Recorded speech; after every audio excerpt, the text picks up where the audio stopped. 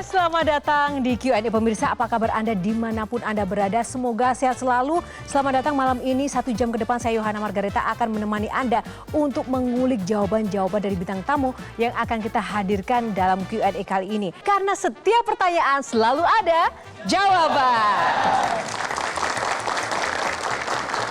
Dan malam hari ini kita akan langsung saja menghadirkan bintang tamu yang juga menorehkan banyak sekali prestasi dalam kepemimpinannya di berbagai macam profesi. Namun juga ada kontroversi setelah ia menjabat sebagai seorang menteri. Kita akan konfirmasi seperti apa sebenarnya yang terjadi. Dan kita akan langsung tahu bagaimana fakta-fakta di balik sosok ini. Langsung saja saya minta untuk Gilang Dirga untuk memanggil bintang tamu kita malam ini. Silakan Gilang. Di sini aja atau berdiri, Mbak? Boleh, harus berdiri ya. Karena tamu kita ini percaya diri dan selalu teguh berdiri dengan pendiriannya, Gilang. Baik, kalau begitu saya harus menginvite dengan cara yang tidak biasa. Oke, boleh. Seperti apa?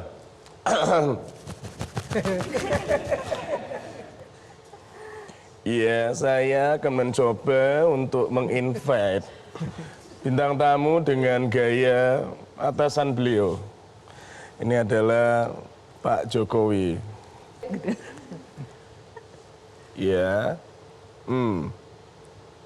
Iya, saya harap Bapak bisa segera sekedar menemui saya. Iya. Saya berharap supaya kita bisa segera melakukan rapat terbatas mengenai isu kemarau panjang. Karena jangan sampai rakyat kita ini makannya makan harapan, Pak. Baik, terima kasih. Saya tunggu, ya. Insya Allah beliau segera hadir. Oke, kita sambut bintang tamu kita malam ini, Syahrul Yassin Limpo. Assalamualaikum. Pak Syahrul dari jauh itu sudah wangi sekali. Katanya memang Pak Syahrul tuh suka banget pakai parfum, Pak. Saya kan selalu di lapangan. Saya orang lapangan dan terbiasa di lapangan. Dan saya gaul dengan semua orang. Dan walaupun COVID, saya tetap salaman dengan siapa aja. Saya tidak pernah guilty. Oleh karena itu kalau saya tidak pakai parfum ya baunya bisa kemana-mana kan. Bisa Gitu merusak ya? yang lain. Terima kasih, silakan duduk. Pak Presiden, Pak Nelis silakan duduk juga. Terima kasih. Baik, saatnya kita akan langsung saja. Box pertama, box nomor berapa, Bapak? Nomor 3. Panen kritik.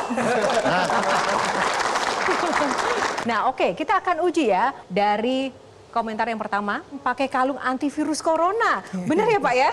Kita punya eukaliptus, kita punya kekuatan sumber daya alam sendiri. Dan kita percaya bahwa dengan kekuatan itu minimal, kita tidak harus menunggu. Hanya diserang, hanya dipukulin, hanya diinjak-injak oleh COVID dan tidak melawan apapun. Pakailah yang ada. Oleh karena itu, saya kumpul peneliti saya, coba carikan apa yang paling mungkin. Ini kan serangannya ada di hidung, carilah obat hidung gitu. Tapi Bapak pakai kalung, Pak? Iya, aku dipakein kalung dan kemudian ya medsos membuat saya dikalungin botol-botol eukaliptus itu, minyak kayu putih. Ya? Baik, kita akan tepuk tangan, boleh? Ke artikel yang kedua. Kalau ini tadi soal kalung antivirus corona, artikel yang kedua, beras kalau memang harganya tidak bersahabat, potong semua pohon sagu yang ada. Kita masih punya 5 juta hektar sagu. Potong 1 juta sudah bisa bertahan 1 sampai 2 tahun. Makan sagu saja. Makan tidak harus beras. Kita harus punya cadangan. Dari dulu orang-orang di timur termasuk saya terbiasa dengan sagu. Dan sagu itu bisa diformat mau jadi makanan apa. Memang mungkin tidak selembut, memang tidak sebersih, tidak seputih daripada sagu dan komoditi lain. Tetapi ini ada di Indonesia. Dan negara kita cukup komplit untuk bisa itu. Oke, dari para panelis ada nggak yang mungkin ingin mendalam ini? Mungkin ada yang pertama, silakan. Pak Syahrul, kenapa sering belusukan ke lapangan, ke persawahan, bertemu langsung dengan petani sendiri? Kenapa? Karena itu suka? Apa karena agenda Bapak seperti itu? Apa karena pencitraan saja? Kalau pencitraan pasti enggak. Kebetulan selalu saya mengurus sesuatu yang berkait langsung dengan rakyat. Pertanian itu nggak boleh spekulasi. Pertanian tidak boleh salah asumsi. Salah tesa, antitesa, sintesanya harus pasti. Minimal yang terjelek harus ada kita pegang. Kenapa? Ini berkat dengan perut. Oleh karena itu saya harus pastikan 280 juta orang makanannya siap dan setiap jam harus dipikirkan. Nggak bisa hanya dihitung-hitung di kertas, nggak bisa. Tidak bisa hanya data, harus difaktualisasi di lapangan. Harus dicek, cross-check, dan tidak boleh satu data. Kita harus minimal pakai 2-3 data. Kita udah pakai artificial intelligence, kita pakai standing crop melalui satelit. Itu pun harus dengan laporan daerah yang manual. Kemudian dengan cara statistik yang ada.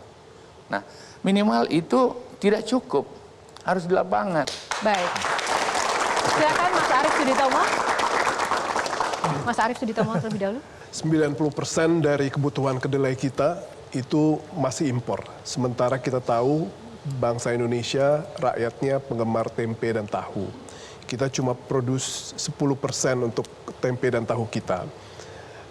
Dan ini merupakan salah satu kondisi yang memperlihatkan bahwa kita tidak swasembada dalam hal kedelai, Pak. Apa rencana Bapak? Kita pemakan tempe, tahu, kecap kita dari kedelai, hampir semua kita tiap hari bersentuhan dan butuhkan itu. Dan 90% lebih itu diimpor. Ini dimulai kesalahannya waktu IMF pada saat kita krisis ekonomi kemarin dan ditetapkan bahwa tidak harus impor kedelai itu menjadi sesuatu yang mengganjal kepentingan itu. Karena ternyata harga di Amerika, di luar, importasi itu jauh lebih murah. Memang kondisi normatif seperti itu. Mereka lebih murah karena mereka punya landfill, lahan yang sangat besar. Dengan demikian, dengan intervensi mekanisasi, dengan paritas yang diatur, bisa harganya lebih murah. Sementara kalau kita tanam kedelai sendiri di Indonesia, per hektarnya hanya 2 ton sampai paling maksimal 3 ton. Biasanya sih 2,7. Nah, oleh karena itu, kita harus persiapkan bertahap. Baik. Dan sekarang itu kita udah masuk kurang lebih antara 280.000 ton dari kebutuhan yang hampir ya. Selama ini kan Syahrul Yassin Limpo seolah-olah anti impor. Tapi tadi mengatakan membuka peluang untuk itu. Pak Syahrul ini sebenarnya di posisi yang mana? Setiap mendengar kata impor produk-produk pangan. Saya nggak suka impor. Sepanjang masih bisa kita tanam, kenapa? Tetapi kan negara harus memikirkan berbagai aspek dari kehidupan 280 juta orang. Ya, kita nggak boleh stuck dengan hanya ego-ego kita. Tetapi bahwa kita harus maksimal mendorong itu untuk bisa yang bisa ditanam nggak usah impor, itu undang-undang. Tetapi katakanlah kalau kita tidak impor kemudian terjadi climate change besok, terjadi apa, negara harus bisa melihat sehingga harga konsumen juga bisa terjangkau karena kita mengeluarkan cadangan-cadangan pemerintah, cadangan beras, cadangan apa pemerintah untuk menstabilisasi harga, itu mutlak dilakukan. Negara harus ada di antara krisis yang ada. Jadi kita harus bisa maklum kondisi itu. Jadi situasional ya Pak ya? Ketika Bukan harga mengatakan mati. tidak suka impor, tidak takut berbenturan dengan Menteri Perdagangan? Saya tidak perlu berbenturan karena yang dia nggak boleh utik itu adalah ketersediaan. Kalau intervensi dalam rangka menurunkan inflasi, dalam rangka menetralisasi, menormalisasi harga, itu wajar. Negara harus tampil di situ. Karena nggak boleh harga beras terus naik dan dibiarin. Kasihan konsumen kita kan juga banyak. Saya di bawah tanggung jawab saya 41 juta petani. Tetapi negara harus bertanggung jawab di atas 287 juta orang. Paling parah biasanya gontok-gontokannya seperti apa sih Pak? Saya sih nggak ngelihat ada gontok-gontokan bahwa saya bertahan dengan produktivitas saya. Saya cuma bilang, kalau kau mau impor, ini untuk apa? Nah, kadang-kadang ya harus mengalah, tetapi bahwa saya harus bertahan dengan produktivitas saya. Petani yang 40 juta orang lebih harus dapat uang yang lebih banyak sehingga dia bisa memutar ekonominya, anak-anaknya bisa sekolah, yang mahasiswa dia bisa belikan baju, penjahit jaket, kemudian beli beras lagi. Itu terputar seperti itu tetap harus saya pertahankan sebagai Menteri Pertanian dong. Oke. Baik, kita akan ke Gilang, silakan. Ketika tadi dari statement Bapak mengatakan bahwa Kalau tidak ada beras, kita masih ada sagu. Katakanlah kita sebagai manusia, kita bisa makan apapun. Nah, bagaimana dengan yang memproduksi itu semua? Petaninya. Berarti kan masih harus ada edukasi di sana. Kemudian ada proses lagi. Katakanlah mungkin padi tidak bisa mereka tanam. Katakanlah mereka harus beralih profesi menjadi petani sagu mungkin. Untuk bisa membuat kestabilan pangan tetap terjaga dan pekerjaan mereka pun tetap ada. Ini kan jadi PR besar juga Pak. Dengan statement Bapak tadi, apakah Bapak pernah berpikir bahwa wah ini kayaknya bakal panjang nih dengan statement yang saya keluarkan ini. Monggo Pak, silakan. Saya cuma mau mengatakan pada bangsa ini, dan juga tentu saja saya sebagai pembantu Bapak Presiden mengatakan jangan khawatir juga berlebihan gitu. Kan kita terlalu ditakut-takuti dengan krisis pangan dunia. Ya. Saya kira Gilan memang pekerjaan kita ini belum usai.